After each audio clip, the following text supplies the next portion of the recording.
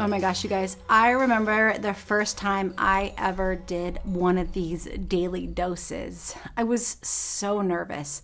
It was during the first week of COVID, and I had only been at Calvary for about 5 months before COVID started. And we were trying to sit down as a team and come up with ideas and how we could still reach out to all of the folks using the tools that we had, which was basically the internet and the phone at that point. And we thought we would try this thing called the Daily Dose. We heard of another church that was doing it, and we thought, all right, we'll give it a shot. And I remember standing up and looking at the camera and shaking, my whole body full of all kinds of nerves, and I had never been filmed before. I thought, oh my gosh, these folks, they're going to watch me and they're going to judge me. They're going to judge me. Or worse yet, I'll say something super dumb and then they'll fire me from my job. And I was so nervous. I doubted my ability to be able to do this weird thing that was YouTube ministry. I felt wildly insecure that night. I sat down with my husband and we watched my film on Facebook. And the whole time when I was watching myself, all I could see were my flaws.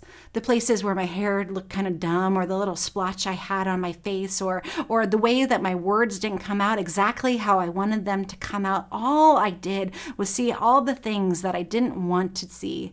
Today, I want to wonder with you, how do we eliminate insecurity when it comes to doubting ourselves?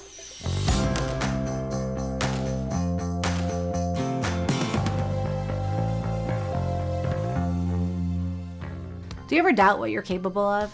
I think that we all doubt what we're capable of. I think we have this idea somewhere in the back of our heads that we're capable of these things, but then we think, oh my gosh, I don't actually know if there's any way that I could do it. We doubt all our lives. We doubt ourselves. And we even sometimes, I think, more than that, we doubt what God is calling us to do. Maybe we felt a little tug in our heart that God was inviting us into something, but then we quick put that away because we said, oh my gosh, there's no way I can do that. Do you know how vulnerable that would be? Do you know how terrifying that would be, that little tug? And we just sort of push those things away. But if we open scriptures and we start to read the whole Bible, we start to read story after story after story, God doesn't care about our self-doubts at all. In fact, most of it is overcoming our self-doubts. Like example, there's a story in Judges about this man named Gideon, and he's this character in the Old Testament, and the Bible actually calls him the least and the last in his clan of Manasseh. He's the lowest, and he's supposed to be this warrior who's going to go up against this huge, huge enemy.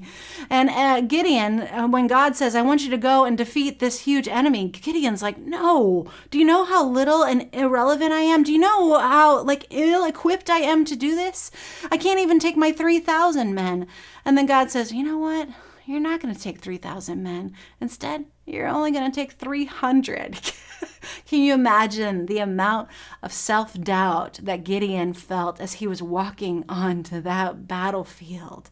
And of course, they did win and take over their enemies. But there's example after example of people who doubt. They doubt themselves. People like Adam and Eve and Abraham and Sarah and Moses and David and Elijah and John the Baptist and Paul, over and over again. People who doubt that they're able to go and do something. They all have doubts. And what's so great is if you look at all their doubts as well as all the excuses that they say about what God is inviting them into. Gideon says, my clan is the weakest. Abraham says, I'm too old. Moses says, oh, I have a stutter. People say, I'm not strong enough. Or they blame and they say, oh, the snake made me do it. Somebody says in one of the parables, I can't go with you, Jesus. I have to go bury my father. Jeremiah said, I'm too young. Timothy said, I'm too young to do this too. All these excuses on why not to do what God is inviting and calling them to do. And let's be honest, we're no different. I'm no different. I doubted my ability to do my first daily dose. I'd sit there and say to myself, I don't know what to say. I don't know what these folks want to hear or expect of me. I don't have the skills, or I don't have the time. I'm not smart enough. We disqualify ourselves because we doubt ourselves. We put these excuses and these walls up thinking that somehow they're going to protect us. But let's talk about the truth. The truth is that our worth and our value, our call from God is beyond and more than any excuse we could put up as a wall. We have no reason to doubt our abilities because of the God who gave us those abilities in the first place. We have no reason to doubt because God goes with us. God goes ahead of us. God works through us. This is why God told Gideon to get rid of some of those older soldiers and just go straight in with just a few men. You see, we forget that God is active and powerful in the world, but the truth is that God is still bringing down walls. God is still parting Red Seas. God is still making new life out of dry bones. God is still doing miracles, and God can do this in your life too. In fact, almost exactly in those places where you doubt yourself, that is actually where God can kind of get to work. Because then you can't rely on your own abilities or you can't rely on your own awesomeness. Instead, you have to rely on God's power and provision in your lives.